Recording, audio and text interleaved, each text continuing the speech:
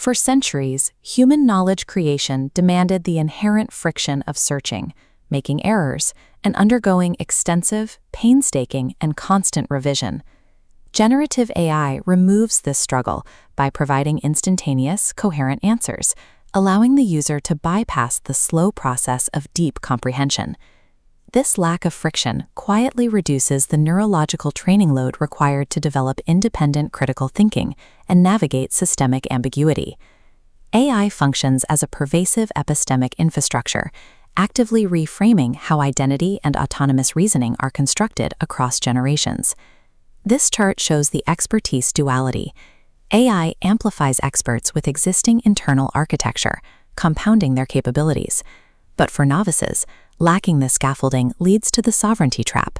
Without foundational knowledge, they unconsciously cede intellectual judgment to the algorithm. This externalization of memory and metacognitive control leads to the hollowed mind, a risk state where users mistake access to mediated information for genuine internal ability. Survival in this complex environment requires cognitive sovereignty, the active, deliberate behavior of exercising absolute intellectual independence within automated systems. Constructive developmental theory maps this growth through the subject-object shift. We move from being controlled by our experiences, the subject, to analyzing them as an object. Currently, 58% of adults operate from stage 3, the socialized mind. At this level, an individual's sense of self and core values are entirely determined by external sources and the expectations of their environment.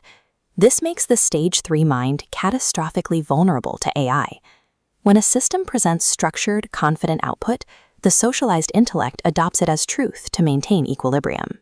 Without a structural transition to self-authorship, the AI becomes the primary socializing agent, dictating the user's perception of reality. To resist this, an individual must reach stage 4, the self-authoring mind. This requires establishing an internal seat of judgment across 3 dimensions: how we know, who we are, and how we relate. Standing in the way is intellectualization, an ego defense mechanism using logic and abstract facts to block confrontation with internal conflict and emotional distress. The intellectual suggestible profile uses these rationalizations specifically to avoid the anxiety of developmental change, treating stresses as interesting problems to be engaged only on a rational basis. Breaking this defensive loop requires an intervention targeting the avoidance of somatic feeling. This is the objective of intensive short-term dynamic psychotherapy, or ISTDP. ISTDP protocols apply structured pressure to block intellectual exit routes. This forces the integration of repressed feelings with the conscious intellect necessary to construct an authentic stage 4 identity. Without this integration of feeling and thought, any developmental progress is merely a simulated intellectualization that leaves the socialized container intact. Once defenses breach, we need a high-speed engine, the OODA loop: observe, orient, decide, act. The orient phase triggers the subject-object shift, where we evaluate our thought patterns objectively. Maintaining this high tempo outmaneuvers self-sabotaging rumination and cognitive biases. This framework is vital when mental models are shattered by psychological trauma. The OODA loop guides the individual through the structured meaning-making required to reconstruct their life narrative, their identity. This fortified mind can then connect to generative AI systems, utilizing the technology for unprecedented levels of cognitive compounding. However, working memory is a finite resource. When cognitive load is too high, metacognitive control fails, triggering the sovereignty trap. The meta-recursive cognition framework prevents this through a structural taxonomy: inquiry, amplification, recursive reentry, and meta-validation. This 4th step is the Cognitive Authority Retention Protocol, or CARP. CARP mandates continuous human meta-validation, explicitly authorizing each step to prevent the machine from subverting human agency. Verification of this transition requires objective telemetry.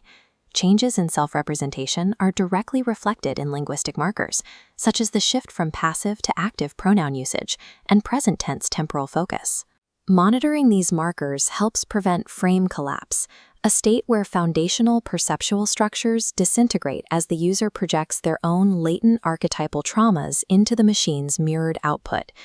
The goal is laminar flow, a state where mental model updates are refined smoothly within parallel layers without devolving into chaos. Linguistic and somatic stability serves as the proof that the human-machine synthesis is operating safely within this synchronized regime. We are seeing a fundamental shift in the nature of intelligence, moving away from valuing the storage of encyclopedic datasets and toward valuing real-time context and reasoning. This model favors a cognitive core. By mastering semiotic, metacognitive, and categorical navigation, the intellect moves from being a static repository to becoming a master of navigation and verification. These categorical frameworks allow human-directed inquiry to function effectively across increasingly complex machine infrastructures, achieving a state of constraint fluidity. True autonomy in an automated world is secured when the individual moves from being a consumer of information to becoming the active designer of their own cognitive reality.